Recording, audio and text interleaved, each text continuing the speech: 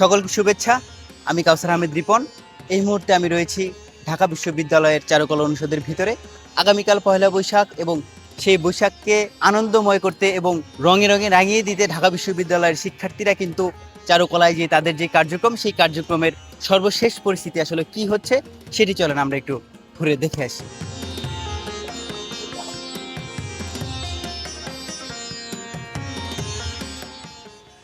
আমরা আসলে দেখতে পাচ্ছি যে একটি শান্তির পায়রা আসলে বানানো হয়েছে। যে শান্তির পায়রাটি আসলে আগামীকাল যে শোভাযাত্রা, সেই শোভাযাত্রায় আসলে নেওয়া হবে এবং আমরা শান্তির পায়রার সাথে সাথে কিন্তু আমরা এইদিকে একটি মোরগ দেখতে পাচ্ছি। যেই মোরগটি আসলে সকালবেলা যেই মোরগ আসলে ডাকে, সূর্যের আলো পড়ার সাথে সাথেই যে মোরগের ডাকটি আসলে শোনা যায়, ঠিক সেরকমই কিন্তু একটা মোরগের যেই প্রতিচ্ছবি, সেটি কিন্তু আমরা আসলে এই জায়গাটিতে আসলে দেখতে পাচ্ছি। আপু, যদি একটু কথা বলি আমরা, কাজের সর্বশেষ পরিস্থিতিটা কি যদি একটু বলতেন।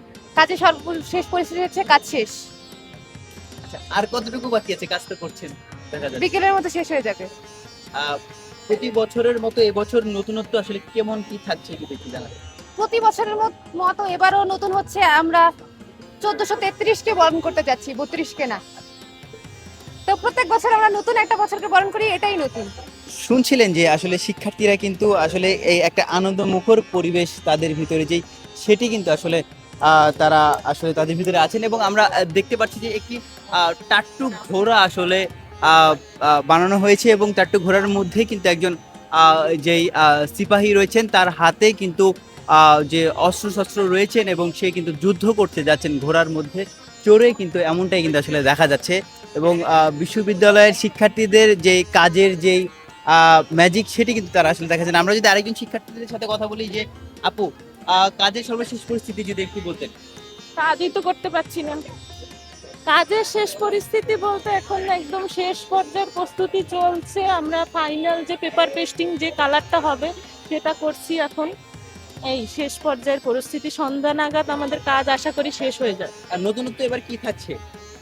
নতুনত্ব বলতে আমরা মেনলি প্রতি বছরই নতুন কিছু থাকে। আমরা কোনো মোটিভ বা কোনো স্ট্রাকচার রিপিট করি না। প্রতি বছর আমরা চেষ্টা করি যে কোনো নতুন ফর্মকে, নতুন মোটিভকে উপস্থাপন করতে, যেগুলো মেনলি বাংলার যে শিল্প সংস্কৃতি এগুলোকে আসলে উপস্থাপন করে, সেগুলো মানুষের কাছে, বিশ্বের কাছে তুলে ধরাটাই হচ্ছে আমাদের উদ্দেশ্য মেন। তো সেই হিসেবে সবগুলোই নতুন মোটিভ। আপনার নাম? মাধবী বিশ্বাস, ভাস্কর্য, মাস্টার্স দ্বিতীয় পর্ব। ধন্যবাদ।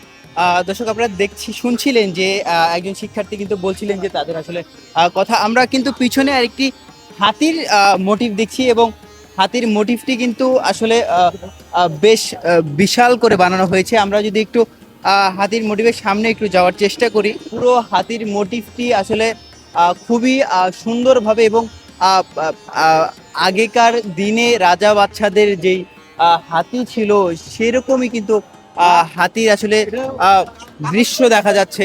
আমরা আসলে এমন একজনের সাথে এখন কথা বলবো যে আসলে 30 বছর যাবত ঢাকা বিশ্ববিদ্যালয় চারুকলা অনুষদে কাজ করে। চাচা, কেমন আছেন? আছি, ভালো আছেন আপনারা? আপনি আজকে গান নাই?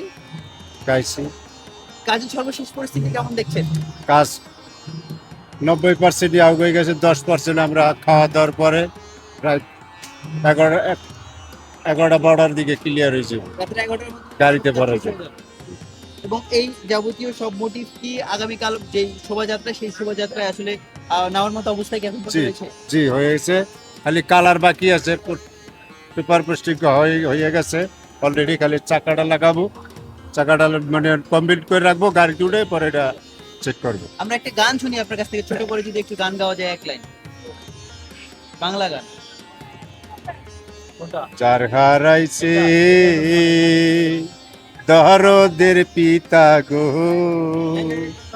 সে জানে তার জালারে দারুণ বিধি রে, দারুণ বিধি রে আমার। যার হারাইছে দরদের পিতা গো,